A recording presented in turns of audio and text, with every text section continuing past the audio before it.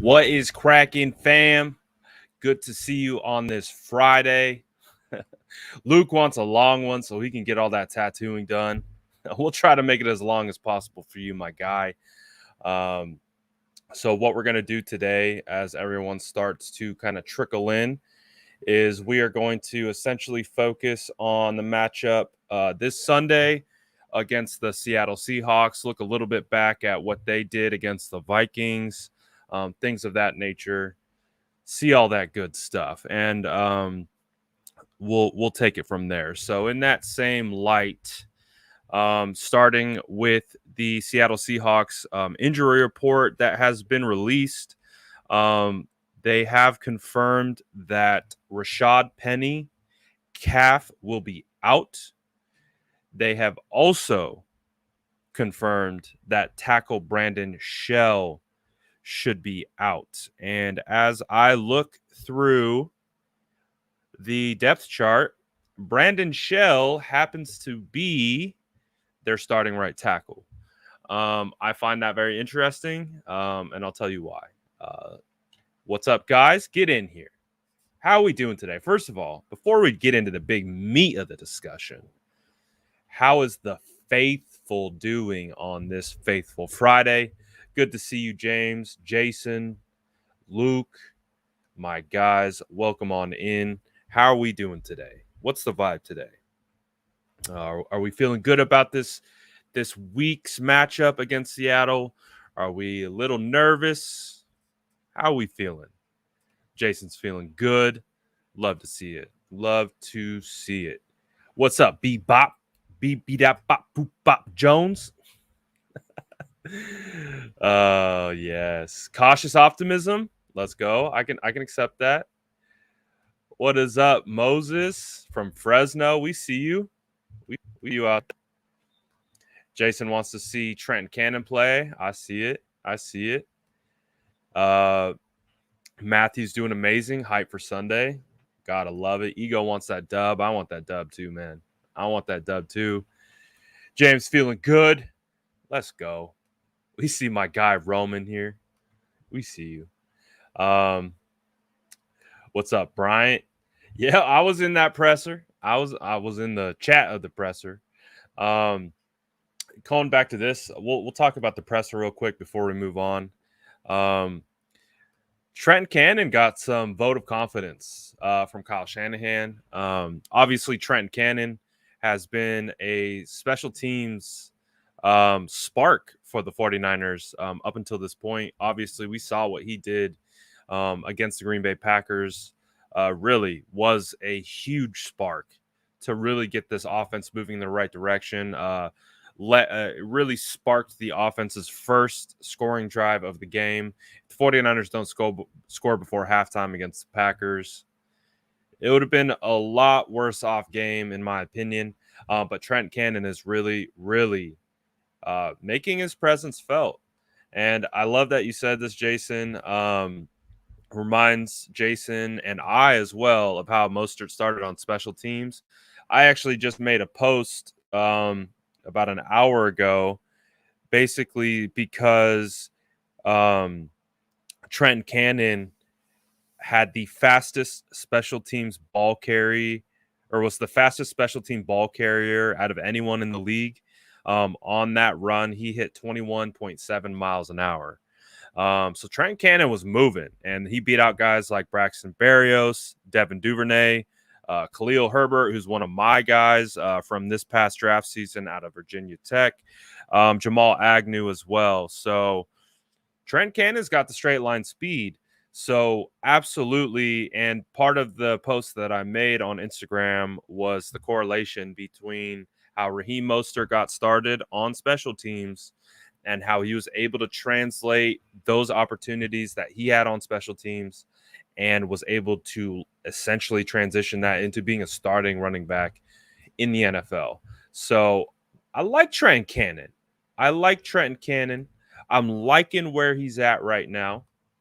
I am. And so essentially, what's up, guys? We see you. F the Hawks always. I think one of the things that's pretty cool about this team. One of the things that I've learned from interviewing a bunch of the players, having an opportunity to speak to some of the more developmental guys, the not some of the big name guys like Dakota Shepley or River Craycraft. Both of those players said, who they are fringe guys. But they do say that the 49ers really take an interest in development, which is not the case amongst other organizations across the NFL. So with a guy like Trent Cannon, who is showing he has a skill set and has been a spark for us, he's in a good spot to actually get some opportunity. I really believe that if the 49ers see a value from Trenton Cannon and he's doing something a certain way, they're going to give him an opportunity. And I think the 49ers have been really good about that. One of the things that I do really like about how they develop players on this team. So really like Trent Cannon. Again, Kyle Shanahan came out today, gave him a vote of confidence, said, they primarily brought him in just for special teams as a special teams guy, but he's proven not only with what he's done in special teams, but he's doing it. He's doing in the run game too in practice. So I would not be shocked to see Trent Cannon get a little bit more rope for this game. So, and that was also a big part of, again, the whole point of this was to focus on Seattle. But again, they're still talking about the game from last week. Again, a huge point of emphasis from all these press conferences this week, scheme. When George Kittle was at the podium and he was talking, and they were talking about what they could do differently and why, and how, all those conversations and questions. A lot of the stuff comes back to, and George did a really good job of not saying this directly, but I know what he was trying to say. He was just saying we got out schemed, man. The 49ers got out schemed by the Green Bay Packers. And I'm really happy that it happened at week 3 and not at week 15. The 49ers are going to have to take a big look at themselves in the mirror in regards to scheme perspective, especially on offense, more so offense than defense. We know that a lot of focus went to the defense. I'm putting the emphasis on the offense. They need to do better from a scheme perspective. They also talked about yet again the running game and why it's been so difficult to really get it going. And I talked about this yesterday. I talked about it the day before in a Twitter space. You also have to account for the running backs, and that is exactly what Kyle Shanahan said today. He talked about the difference of how impactful it was to lose Raheem Mostert, to lose Jeff Wilson. And you're running with inexperienced guys that he even mentioned. They're running straight into their offensive linemen. They're not reading cutback lanes. They're not doing what they're supposed to do as rushers. Again, it's a very symbiotic relationship between offensive line and running backs. And what the 49ers had with JaMychal Hasty, with Raheem Mostert, with all these other running backs that have now gone down, is they were really good at reading their blocks and really good at setting up their offensive linemen and finding the lanes. What we have seen is not the same thing so far, but that is to be expected on one hand. The one positive that I took away from that aspect of it, my guy Luke, appreciate you. One of the things that I took away from that game was that Trey Sermon had a really hard time with that concept. He was running into the back of his offensive lineman. He was not seeing the cutback lanes. He was just not finding his place. But he was able to settle down in the second half, and you started to see the cutback lanes open up, which is exactly what we want. So all hope is not lost with Trey Sermon. Trey Sermon got off to a really slow start. Not 100% his fault either. But there's a lot at play when it goes into a functional running game, not just the offensive lineman. You also have to account for the defense. What is the defense doing? Are they lining up to beat what you're doing? Yeah, they did that. So there's a lot of reasons why our running game didn't work. it's not solely on the offensive line. I know that's an easy out, easy like, oh, it's just the offensive line. It really is not. Like I said, offensive line had a actually pretty good game, other than the blunders that we've already broken down. So again, we're trying to put a bow on that Packers game, and the point of that is, how do you transition that towards Seattle? How do you transition that mentality towards Seattle? And this is it. And George said this as well. They need to get back to running the football. We understand this. If you've been a 49er fan and you've watched Kyle Shanahan and how he's operated and what his expectations are and what they're trying to accomplish, they're trying to run the football. They're trying to run the football over 30 times a game. That's a fact. It's a fact. And if they can't do that, their whole offense becomes like, what do we do now?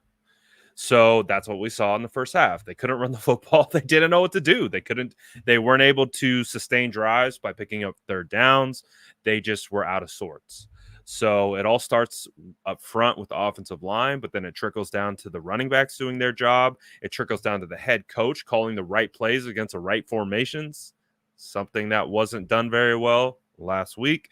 And so then that's how they need to operate against the Seattle Seahawks. So honestly, if you look at their front four, we know one of them, Kerry Hyder. So Kerry Hyder will be available on the outside. They also have Benson Mayowa, former Raider. I'd say he's middle of the pack. Benson Mayowa is middle of the pack. Again, Kerry Hyder, we know Kerry Hyder from last year. He was on the 49ers in 2020. Again, I loved what Kerry Hyder provided to the team. I think he had like 8 sacks for the 49ers last year, but I had no problems with him going. Of course, I didn't want to see him land with Seattle, but I had no problems with Kerry Hyder getting paid somewhere else, which is what he was worth. He got a ton of money from Seattle, and good for him. But to me, Kerry Hyder is not a game-changing, game-affecting defensive end. Now, I might eat my words. Kerry Hyder might come out and have a fantastic game against the 49ers, but honestly, I just don't see him as like a huge issue. However, I do like Poona Ford. Poona Ford does give me some Kenny Clark vibes, and Kenny Clark did a fantastic job against the 49ers offensive line, specifically Alex Mack, Daniel Brunskill. He gave them some fits.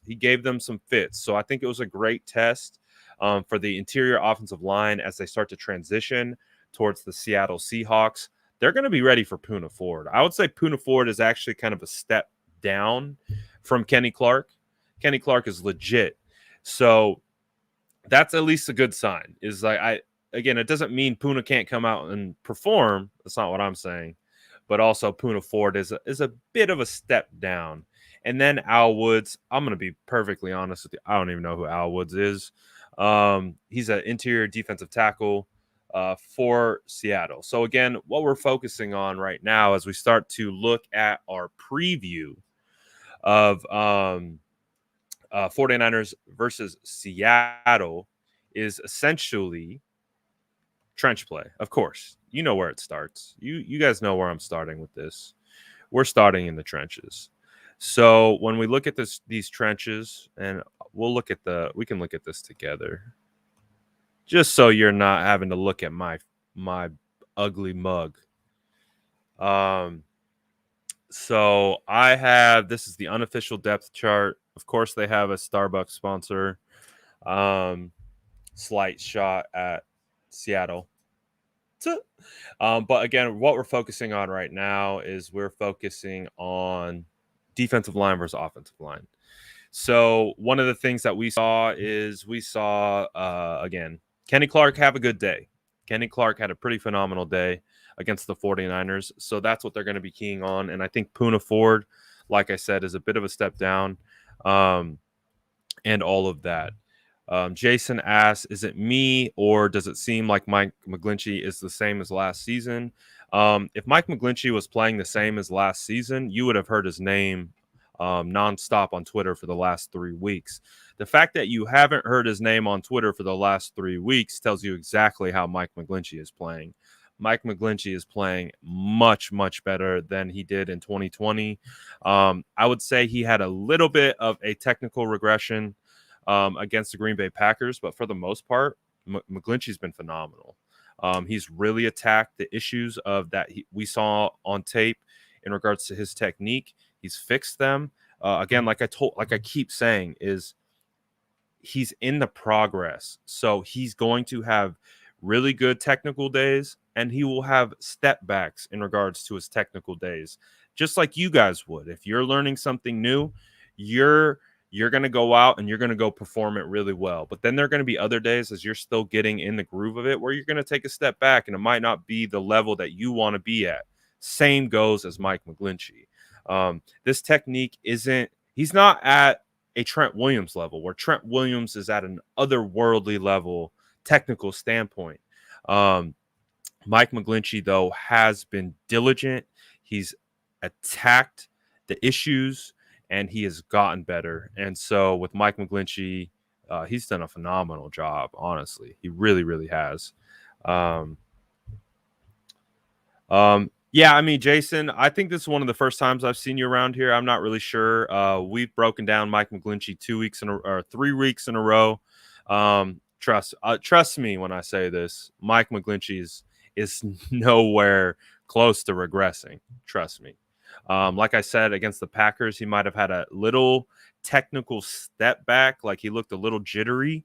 But other than that, he was still able to do his job for the most part. So come back around, Jason. Come back every what do we call it? We're either doing a Trench Tuesdays or Trench Wednesdays. We break down the offensive line Tuesday or Wednesdays whenever we get the tape. So come on through and you'll get to see it all.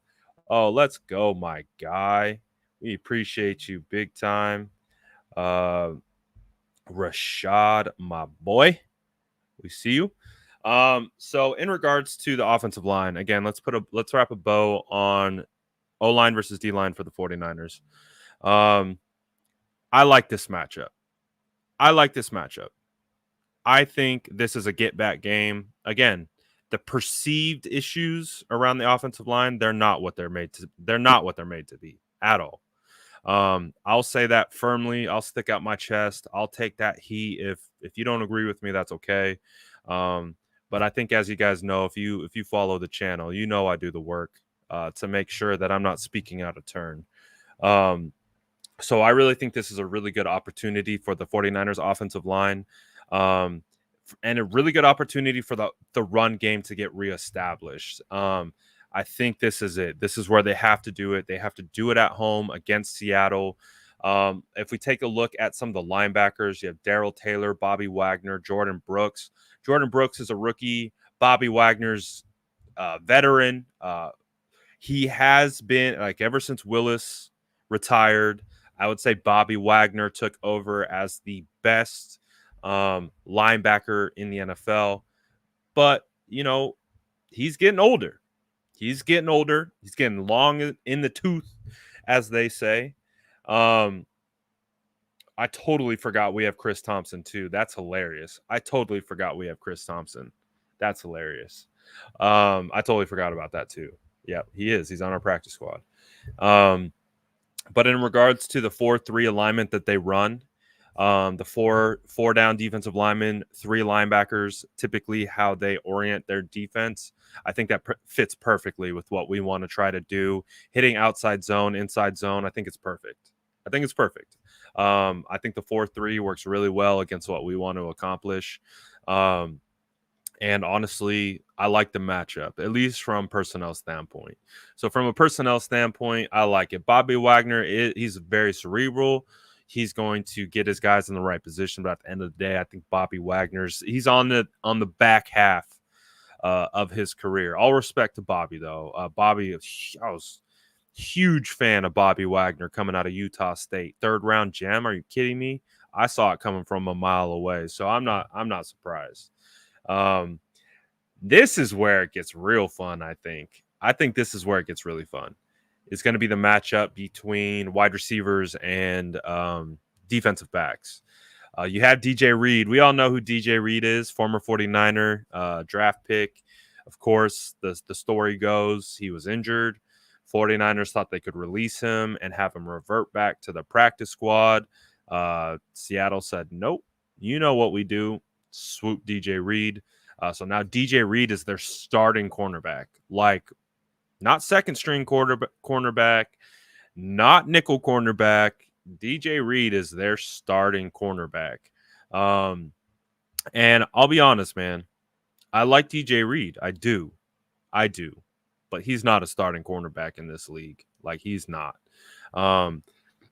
So what I want to see from that standpoint is I want to see them attack this secondary with Brandon Ayuk deep. I want to see them try to stretch the field, because I think what we know about Jamal Adams, aka Blitz Boy, he's going to be roaming around the box. He's essentially a fourth linebacker on the in that 4-3. He plays close to the line of scrimmage. He'll blitz off the edge. He'll blitz up the middle. He'll cover tight ends. He'll kind of hang around the box and do that kind of dirty work. But overall, like, I think we got to get Jamal Adams mixed up. I think one of the biggest keys to getting the scheme, again, we're scheming now. We got to scheme better. We got to scheme this guy out of position. We got to scheme Jamal Adams out of position. So far, he's got 16 tackles on the year. He had 10 tackles against the Vikings, 8 solo, 2 assists. Again, I don't see any pass deflections. I don't see any INTs. This dude is he just tackles. So that's something that I want to see get exploited. I want to exploit Jamal Adams. And one of the ways that Minnesota Vikings tried to exploit them a little bit is screens. And Alexander Mattison really balled out on some screens by getting these guys to rush upfield. Did a really, really solid job of kind of counteracting what Seattle was trying to do. So they also have Quandre Diggs. I think actually Diggs is a bit of an underrated player. Trey Flowers, I don't got too much faith in Trey Flowers. I really don't got too much faith in their cornerbacks. If the 49ers can't move, and we look at the whole defense as a whole now, right? If the 49ers can't, if this isn't a get back game, like if this isn't like a get right game for the 49ers offense specifically, like we'll have a different conversation when it goes to our defense versus Seattle's offense. But in regards to this matchup, 49ers offense versus Seattle's defense, this has got to be a blowout. This has got to be just pure manhandling, just the pure football beastliness of just moving one guy from point A to point B against his will. They have no other choice. That's what it's got to be, in my opinion. I if it gets to like a situation where this defense is kind of stymieing us a little bit, again, it's going to be another one of those conversations that we just had all week. It's going to be another one of those conversations of, oh, what are we doing with our scheme? Like, what are we doing? How are we not scheming against these guys? Again, they have talent, but they are still talent deficient, in my opinion. So it is what it is. Again, I agree. I think Joy makes a fantastic point. You never underestimate anyone. It's the NFL. It's called Any Given Sunday for a reason. There's a reason I pick trap games against teams in the beginning of the year that you would sense have no shot at beating the 49ers. But again, it's Any Given Sunday. So yes, I agree with that. We don't want to take them and underestimate them. But that doesn't change the fact that we should be greater than our offensive unit should be greater than their defensive unit. And that's just how it stacks up. So that doesn't mean we take them lightly. Absolutely not. That means that we prepare that much more to ensure that we don't get slapped in the face. That's the biggest thing right now, because biggest thing with the 49ers is we're getting pushed around a little bit. So that needs to stop. and we need to get back to owning the football. So again, against this unit, I think it will be imperative to get the run game going. Again, multiple reasons. One, that's just how the offense operates. But two, we also have to play the possession game. We have to keep the ball away from Russell Wilson. So how do you do that? You run the football. Ego says we got to get to that midget squirrel. I'm assuming he's talking about Russell Wilson. A nice little shot at Russell Wilson. But again, I think the biggest thing is the 49ers have to reestablish the run. They need to reestablish their identity as a running football team, as a run-first team. And as Niners says, time of possession will be key. 49ers lost that battle. 49ers lost the time of possession battle against the Green Bay Packers, and it was just enough. It was just enough. They only lost it by a couple seconds, but those couple seconds were the difference in the game. So time of possession needs to be at the forefront, in my opinion, of this team's mind. So that's how we do it. We run the football. And then guess what? Play action comes into play. Then we start picking apart these guys. They don't know if they need to rush off the edge. They don't need if they need to send more guys up the middle. They don't know what to do. And then that's the rhythm that we get in of them not knowing whether to stop the run or the pass. And then we are in a great spot. So that's what I'm hoping for from the 49ers offense versus the defense. So now let's take a look and let's flip it. Let's look at the matchup, at least on paper, from the Seattle's offense versus the 49ers defense. So we do have, I believe we have some injury news regarding. So for Seattle, I got into a little bit at the beginning, but Rashad Penny is out. Not a big deal. But this one right here, this is actually going to be a big deal for them. Not necessarily for us, but for them. I didn't watch the whole game. I watched some highlights back and I kind of scrubbed through. One thing that I identified very quickly from watching their game is that this guy struggled. Brandon Shell, he struggled. He didn't look very good. He just didn't look like a very technically savvy offensive lineman. Was getting pushed around. Wasn't that great. He's out. So that means, again, we're not going to fall into that trap again of like, oh, remember, Lions starting left tackle is out. Nick Bosa's going to feast against Penei Sewell, and Sewell actually did a pretty darn good job. This, though, I think is pretty impactful. They're already down their starting center. Their starting center is on IR. So this is now two major injuries to their starting offensive line. We know what happens when your starting offensive line goes down. It makes it really hard. Luckily, I mean, for Detroit, they're a different story. They actually were able to manage their starting left tackle going down really well. But this one is going to be a big key in regards to also being a get-back game for Nick Bosa, a get-back game for D Ford, Arden Key, Samson Ebukam. Would be really, really great to get a lot of sack production this game. One guy that I selfishly wanted to see because I would have loved him for the 49ers, Dwayne Eskridge has been dealing with a concussion since week 1. I don't anticipate that he will be out. Great point, Keith. Great point. Keith says, don't mean anything as Green Bay offensive line schemed the hell out of us with breadcrumbs. Great point. Great point. They were on their third string tackle. But theoretically, this is how it should work. This is like Nick Bosa, D Ford. These guys should be able to go off on them. And again, if it's not, again, for the third week in a row, it's going to become a much larger conversation than Nick Bosa just getting chipped here or there. So Tyler Lockett is questionable with the hip. Linebacker Benson Mayowa, again, a starter. He is questionable with the neck. Deanne Alton Robinson questionable with the knee.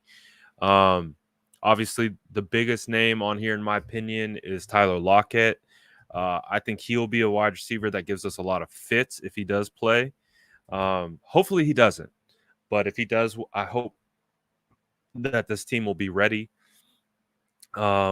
Notice no DK Metcalf on here. DK Metcalf found his way onto the injury report earlier in the week, but he's not on here.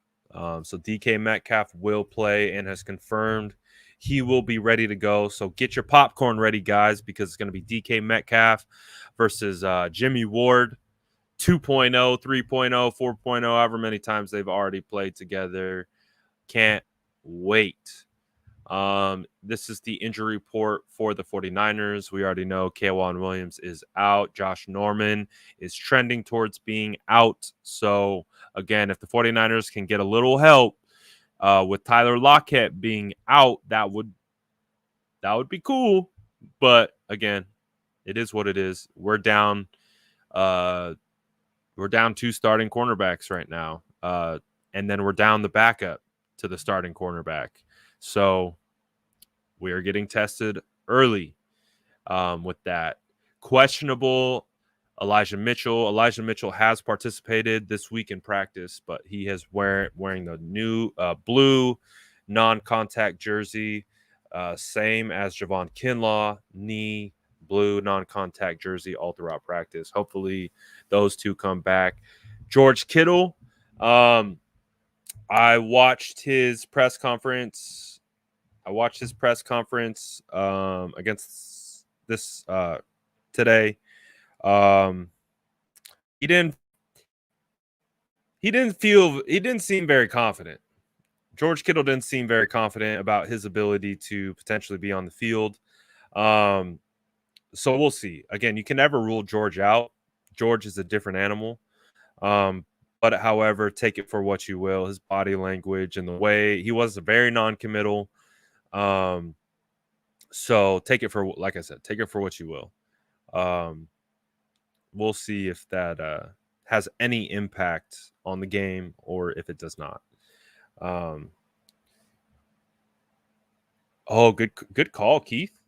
Good call. 49ers should be getting Maurice Hurst back this week. I'm excited about that. Again, we'll see. We don't know. We don't know what his role looks like. What if they're going to be careful with him, if he's going to play a lot of snap. We have no idea.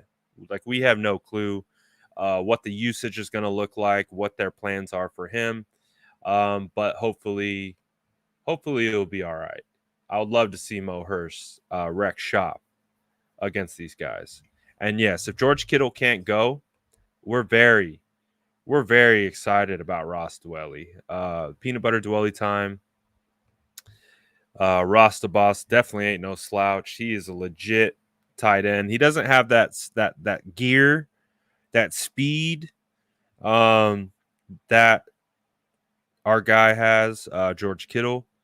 But however, he's good. He's really good. Great blocker. Great contested catcher. Also, phenomenal route runner. He knows how to win his way. So, like that. Hold on, I'm making a post real quick. Delete. So as we start to look at, again, the defensive matchup for the 49ers versus the Seattle's offense, we know how it goes. It's the Russell Wilson show. Russell Wilson has destroyed us time in and time again. Doesn't matter how good we played him for 3 quarters. Russell Wilson has proven that he will come out and just put it on us. It doesn't matter what the game flow has been up until that point. That dude can score in a hurry and score very quickly. So, again, that goes back to some of the conversations that we've had about needing to play keep away, essentially. Something we didn't do very well against Green Bay Packers. The 49ers really needed to play complementary football against the Packers. It didn't happen, and hopefully that they get that squared away. I really hope they get that squared away. 49ers just dropped some hype. 49ers just dropped some hype. We might need to watch it. We might need to watch it together. Hold on one sec. Let me get this post out. Official injury report. Report via 49ers. All right. Hold on one sec. We might need to watch this 49ers hype video. They just posted it to Instagram. We might need to watch it. It's kind of fire. It's kind of fire. It's kind of fire. Hold on one sec. Posting. Post Maloning. Official injury report via 49ers. Go. Tweet. All right. Posted. Posted. All right. Hold on one sec. I might have to do it. Hold on one sec. I'm going to pull up the hype vid. Instagram. It was a good hype vid. I think it would be nice to enjoy it together. If you haven't seen it, let's watch it. I'm going to get it pulled up here in 1 second.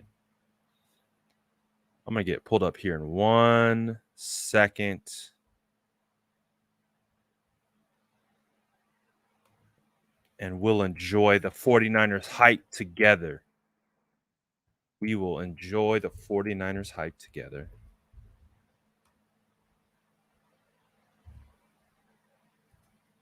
All right. All right, I'll pull it up here. Let's get it. Thank you for being patient. All right. Let's get this restarted.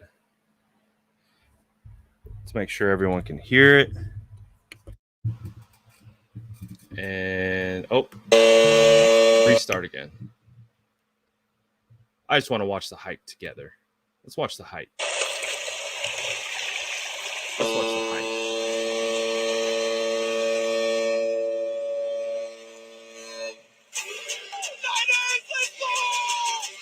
Bodie water.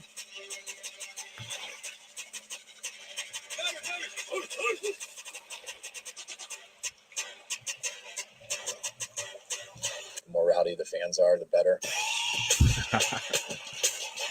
Let's go.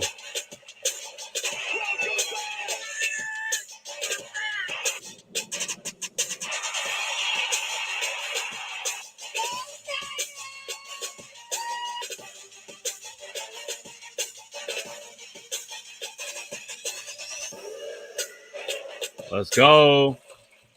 Beat Seattle. Screw Seattle, man. Screw Seattle. I don't like Seattle. Man, I want to beat these guys. Bad. All right, let's get back to it.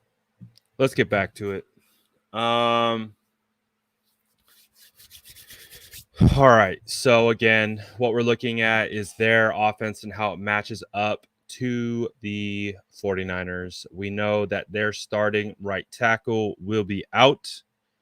So that is going to be something that they're going to have to overcome. They're going to have to overcome losing their starting right tackle. Gabe Jackson comes over from the Raiders. Really, really solid guard. I like him a lot. Kyle Fuller. Don't know a ton about him other than he's not the starter. Their starter is on IR at the moment. And then they got my boy. I'm so sad about this. Oh man, this one's it hurts, man. If you guys know, if you guys followed us, you know, a great friend of the SF Niners brand. Again, we had Dakota on this offseason for an interview. Really like this guy, man. I was really, really excited about his future with the 49ers. Unfortunately, didn't make the final roster. Seattle swoops him up. He's on their final roster now. Actually, won't be surprised to see Dakota Shepley starting by the end of the year. So our guy, Miss you, bro. It sucks to see you on that roster, man. Really, really does. Damian Lewis is all right. I remember him coming, I believe, coming out of LSU. Dwayne Brown is their real only, or that's a lie. Dwayne Brown, Gabe Jackson are both good offensive linemen. So I think they'll be able to be okay somewhat in the offensive line game. The biggest thing about this is going to be able to, we got to contain. We got to contain Russell Wilson. We got to contain him within the pocket, got to collapse the pocket from the interior and just suffocate him. I really think that's the biggest thing. Again, we've seen what happened when Russell Wilson bounces outside. It's not a good thing. So we really, really want to keep him in the pocket. I really want to keep him in the pocket, and I want to collapse the pocket around him. I don't want him to leak out. I don't want our edge rushers to go too far upfield, creating natural lanes. I want them to keep him right there. So in regards to this team, again, they still have Chris Carson. Chris Carson is a solid running back, in my opinion. I think he's probably top 15, top 12 running back in the NFL. Really, really like him. They add Gerald Everett, we know him well from the Rams. So overall, they still have I would say their offense is better than their defense. They have good weapons. And of course, when you have Russell Wilson calling the shots, anything can happen. I think the biggest thing with this team right now is they're in a little bit of an identity crisis, just for the fact that they're in a bit of a new offensive scheme. They're trying to do things a little bit differently. It's not necessarily clicking all at once. Again, they're still trying to put together 60 minutes of good football, just like the 49ers are trying to do. So it is what it is, man. I believe if Everett was still on the COVID list, it would have been reported as such. But because it wasn't, I would imagine he's not. But overall, when we look at this game, we look at the matchups, we look at who's available. It's a good matchup. I don't want to because every time we've said, oh, it's a plus matchup, or the 49ers are really have the advantage in personnel in this situation, X situation, it honestly hasn't worked out. It honestly has not worked out like that. We understand that again, Detroit's offensive line was hindered week 1. The Eagles were pretty healthy. Eagles' offensive line was healthy, but we knew going into the Packers game that their offensive line was hindered as well. But they did a pretty phenomenal job, all things considered. So there's a lot of things to prove this week, and I don't necessarily not like that. I like that we have something to prove, not only to the fan base, to the rest of the NFL, but these guys need to prove something to themselves. They need to prove to themselves what kind of football team they are and what kind of football team they want to be. So this is a great opportunity. If they can do that against a division opponent in the Seattle Seahawks at home again, make right for what happened against the Green Bay Packers, everything starts to fall back into place. It's the unfortunate outcome that we don't want and don't really want to talk about, but if that does occur, then there's going to be a lot of different conversations, and of course we'll be ready to have them. But if the 49ers lose back-to-back games at home, one to a division opponent who has lost, I believe, 3 games in a row, there will be a lot of conversations. Again, it's a lot of conversations this week as well, but I would imagine they will be picked up a notch, even more, the following week. And then that really, really sets the tone for what happens against Arizona. So these next 2 weeks, in my opinion, are going to be really crucial for the future of the 49ers this season. Obviously, I've said it nonstop throughout the offseason, throughout this season. Our path, the 49ers' path to the playoffs, is through the division. And that's how it has to be. We have to be able to win divisional games, put ourselves in position for playoff seeding. We know that we are in the most competitive division in football. when Seattle is having the hardest time out of the entire division right now. Like that, and they're a good team. They're still a good football team. At the end of the day, they're still a good football team. So it's going to be a really tough go. So as the 49ers continue to look towards Seattle, I think it's really, really important that they are as focused and ready, like energy wise, like they got to be clicking. This has got to be their first complete game, in my opinion. It has to be their first complete game. 60 minutes, wall to wall, from the first snap to the last snap, throttle. Again, it doesn't mean that we're throttling them. That means our foot is constantly on the throttle. Like they are not giving up. We've seen how that mentality has hurt us time in and time again. Why not do it now against Seattle? It's a perfect opportunity to take ownership of this rivalry again. It's still a rivalry. It might not be as big of a rivalry as it once was. Again, part of that has to do with the 49ers. Part of that has to do with us being uncompetitive for a couple years. So hopefully it's up to us to bring that back as well and take ownership of it again and make it a real rivalry again. So that's the hope as we look towards Seattle. Stats wise, what did Seattle do? Stats wise, Chris Carson had 80 yards. Chris Carson had a good game. Chris Carson had 12 carries for 80 yards at 6.7 yards a carry and a touchdown. That's pretty damn good. Their backup running back only got 2 touches, and that was Alex Collins with 8 yards a carry. DK Metcalf against the Vikings had 6 catches for 107 yards and a touchdown. Gerald Everett was the second leading receiver with 5 receptions, 54 yards. Travis Homer, running back as well, had 3 catches for 48 yards. And Will Dissly had 1 for 39. Tyler Lockett had 4 for 31. And then just a bunch of stuff after that. So they're still, and Russell Wilson efficient, 23 for 32, 298 yards, 1 touchdown, 0 interception. So they still have the ability to be a functional team. Again, they put up 17 points in the first half. They just never got back. They just never got back in the second half. They didn't score a single point against the Vikings. Clearly, the Vikings made some adjustments and were able to just stymie that offense. So the hope is that the 49ers can emulate some of the same and really control and keep this offense off the field. If the 49ers can keep this offense off the field, it would do everyone a lot better.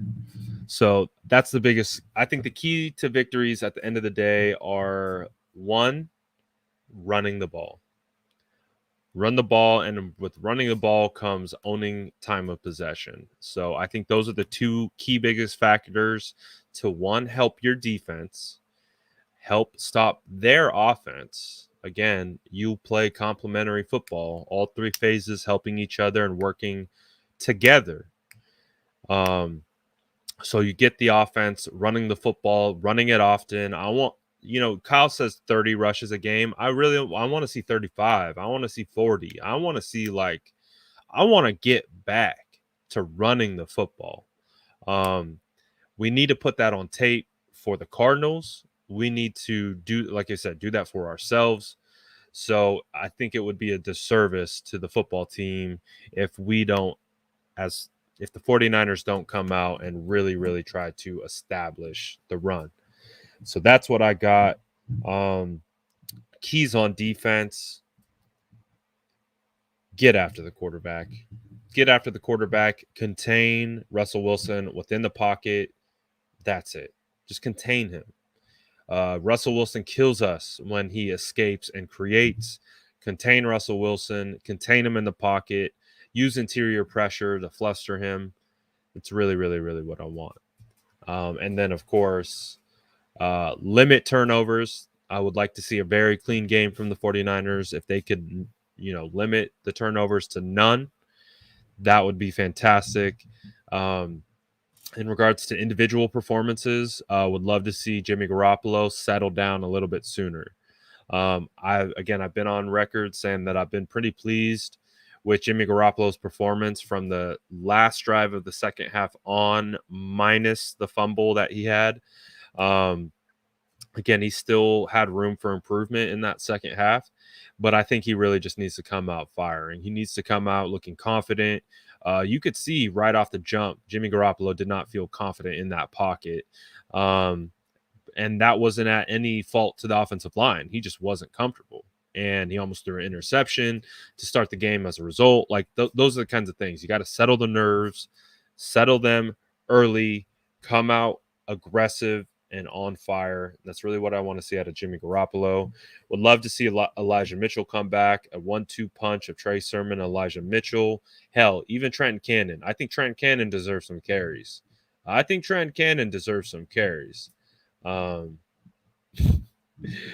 I like your fake super chat. I like the fake super chat. I'll answer the question because it's just a fake super chat.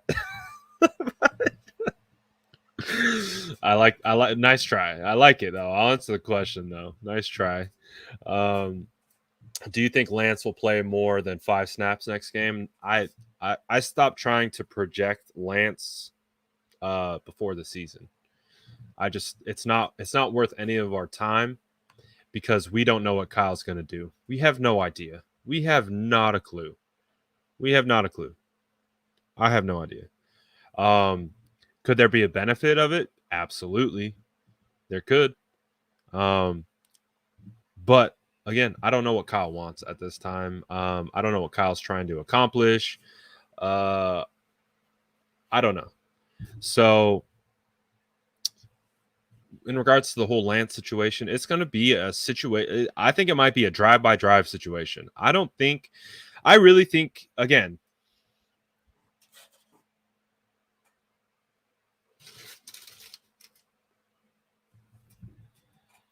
I really, really think that Kyle did the whole 2-quarterback system, the whole thing against the Raiders to just soften the blow if Trey Lance were to ever come in and potentially take the job and take the reins. I really think that whole situation, that's all that was. It have they brought it in and they've been successful? Yeah, you got a touchdown out of Trey, you got a touchdown pass out of Detroit, you got a touchdown run against the Packers. Yeah, that's great. But honestly, he's not using a 2-quarterback system. He's just using Trey in certain moments. It's not a true 2-quarterback system. Because I think deep down, Kyle knows a true 2-quarterback system where you're just rotating guys in and out each and every drive, that doesn't work. It doesn't work. So I really believe that whole hoopla and buildup in the preseason with the Raiders game, that is just to help soften the blow. If Trey were to ever come in or Jimmy were ever to come out and they were to do that and have to put Trey in and they had to go back to Jimmy, that they could just sit back and say, well, guess what? We implemented a 2-quarterback system. That's what we're doing. We're bringing these guys in and out. No quarterback controversy. There's no nothing. We're just playing our game. We're playing our system. That's what we're doing. No, nothing to see here. That's honestly what I believe.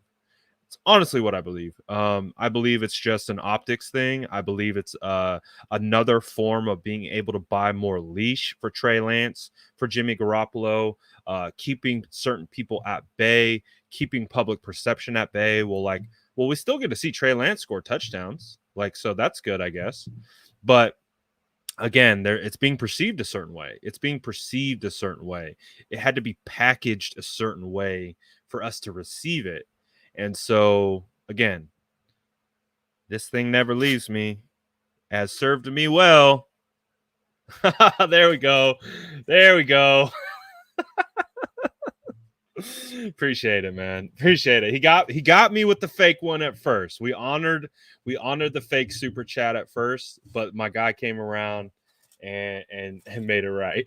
We appreciate you, dude. That was funny though. I do like the fake super chat. I do. That was clever. Appreciate it, man. I'll do a quick. We're at 55 minutes. I'll do maybe 5 or 10 minutes of questions if you guys want. I might just come back later to do a full Q&A live. We'll see. Today's a little bit TBD right now. But if you guys just have a couple questions, couple comments, we'll get you guys a little bit of engagement in here. Fake super chats welcome. Real super chats welcome as well, of course. Oh, man. So, again, Kyle's a smart guy, but I think what he tried to do, again, I think Kyle got a little too smart with what he was trying to do this offseason. I think he was really trying to control the narratives all throughout, and you're seeing it all backfire on him a little bit. I'll be honest. So he's in a tough spot. He's created a lot of this narrative. He's created a lot of this. Again, it's part of the battle. It's part of the battle when you draft a quarterback, number 3 overall. You trade the most anyone's ever given up to go up and do that. You still have Jimmy. There's a lot of narratives at play. You got to balance it. You have to set expectations.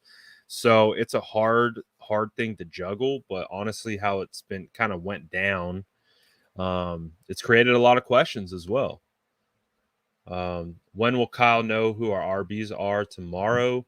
Well, we know for a fact that Trey Sermon is up. We'll find out if Kerryon Johnson was active last week, but he only played special teams. So we'll find out. We'll find out. The hope is that it will be Elijah Mitchell and Trey Sermon and potentially some Trenton Cannon. I think Trenton Cannon earned a couple carries. So would really like to see what Trenton Cannon can do behind that line because he does bring that a little bit more element of speed than Trey Sermon right now. So really would like to see.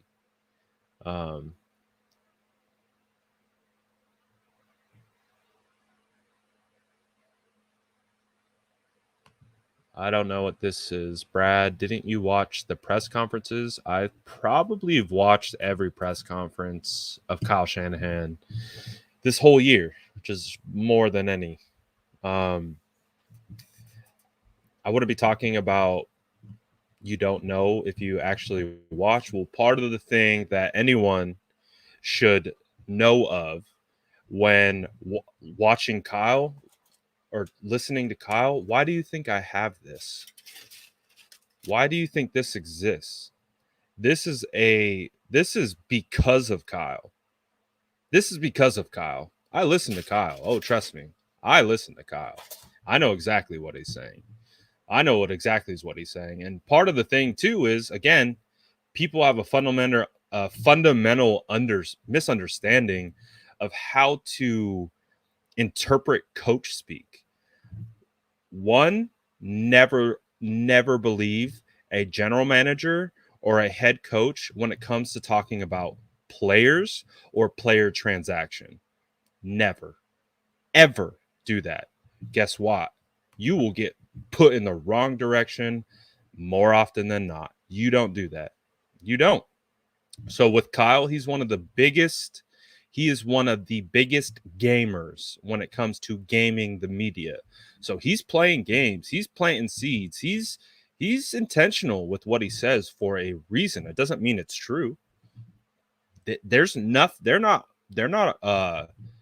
like up at the stand and have to like put their hand on a Bible and be like, oh, I'm not going to lie. They can say whatever they want. They don't have to tell the truth. Just as Dave Gettleman.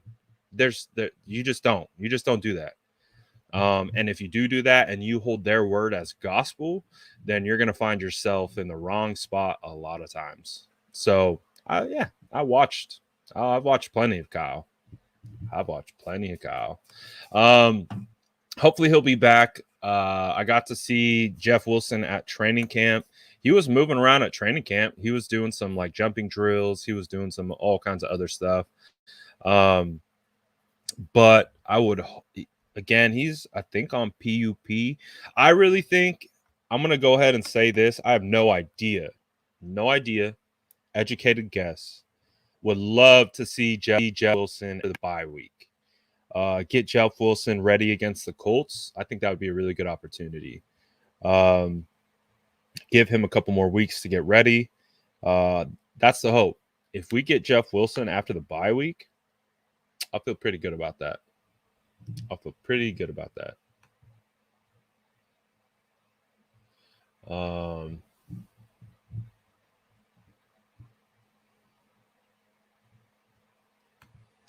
He does what he says or says nothing. He just lets the fools run with what they want. But he doesn't correct the tinfoil hat guys. What does that mean? He's laughing at y'all, like I told y'all already. Okay. Don't know what you told me. Still don't understand.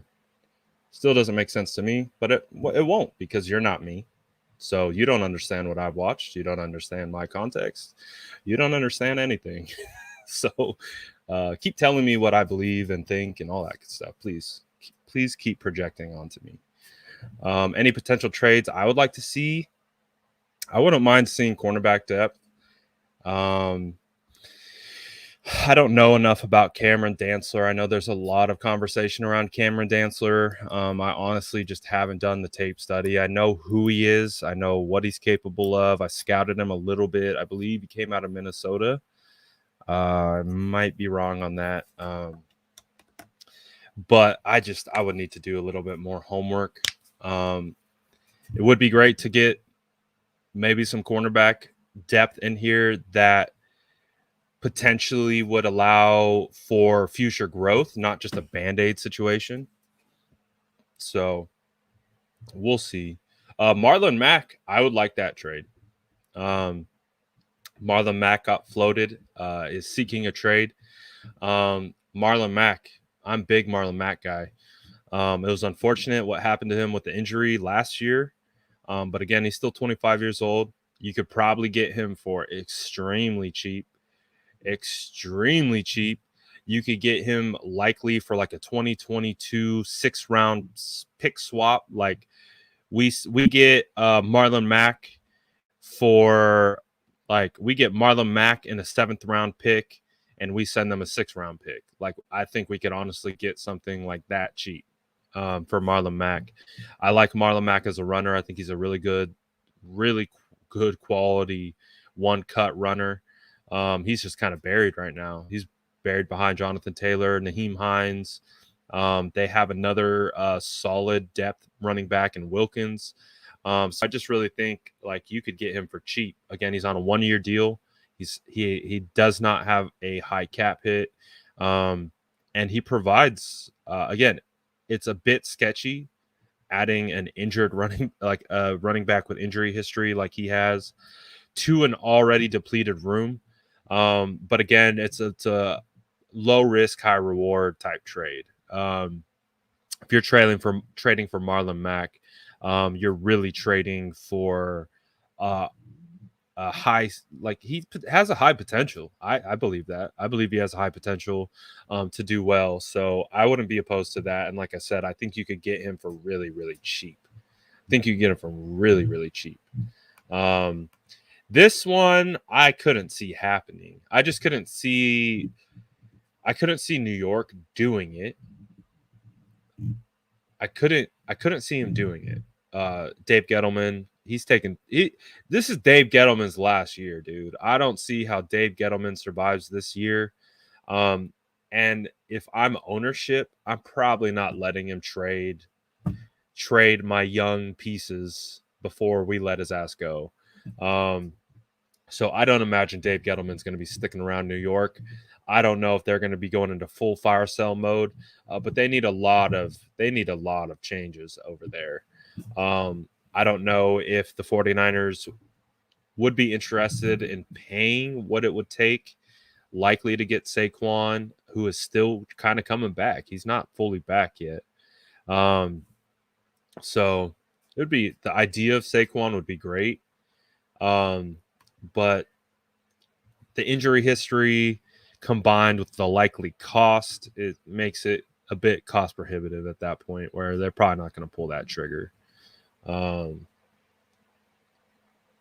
Yeah, and I think Raymond hits it on the head. I think he does. I think if the 49ers are making any trades at this point, they're trading for a position that's likely been decimated due to injury.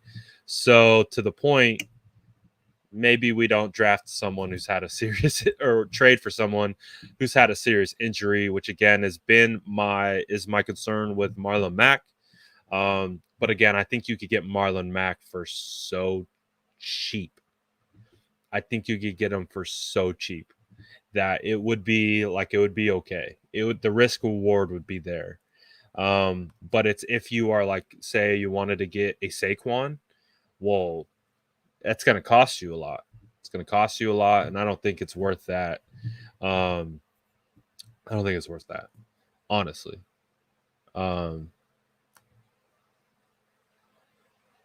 We just talked about that. I like that. I like the idea of trading for Marlon Mack. Again, I think it could be a literal, we send a 6th-round pick and they send us Marlon Mack in a 7th. Like really legitimate, like nothing trade. To where it basically becomes a pick swap and we get Marlon Mack. Like if it's a pick swap and we get Marlon Mack, then I'm smashing yes. I'm like pounding the table on like smashing that trade. Like absolutely. Now, is there some reservation? Yeah, 100%. But again, low risk, low reward, or low risk, high reward. Low risk, high reward. If he's a 6th-round pick straight up, if he's a 5th-round pick straight up, no. Elijah Mitchell's a 6th-round pick. We can hit in the 6th round. So it's got to be a pick swap, man. It's got to be a pick swap. This new baby got you going back and forth. It's all good, my brother. I could see a couple kids in that profile picture. You got a new baby too. Congratulations, my guy. As a fellow father of multiple children, I salute you. You're doing God's work. We appreciate you raising the faithful upright. We see you. Good job. So yeah, we're in a bit of a precarious situation at this point, but there's still room to improve. That's the best thing. It's the best thing about these first 3 weeks is that there's room for improvement. So that's what we focus on as we head to Seattle. We focus on getting right, picking up the run game where we left it off. 60 minutes of football. 60 minutes of football, start to finish. 60 minutes. 60 minutes. Like if they would hate me in that locker room. If I was in that locker room, I'd walk around and I would be like posting like 60 minutes like stickers on everyone's locker. It'd be all over the place. 60 minutes, that's it. Just 60 minutes everywhere. Just 60 minutes, 60 minutes, 60 minutes. And the whole point is get it drilled into your brain that we I'm saying we like I'm in the locker room. I'm not. 49ers need to play 60 minutes of football week in and week out. We can't play just a half. We can't just can't do it. Can't do it. Just like our good friend Singletary said, can't do it. Can't do it. Oh, we really don't care. So 60 minutes. That's what I'm doing. Because I want full throttle from 60 minutes start to finish. And hopefully if that's the mentality. And again, that what that does is the mentality behind it is starting out right away. Not only starting out right away, but finishing until the very end. And that's what it's got to be. That's really, really what it's got to be.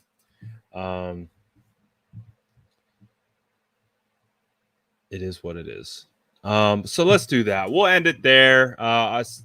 We're getting some people, more people in and out, but like I said, might do I don't know if you guys are up for it. I might do a more like just specific Q&A live later that would be just focused on your guys' questions and comments. But we'll see. We'll see. You can always let me know right now if that would be something you'd be interested in. Just full blown Q&A sesh. But it is what it is.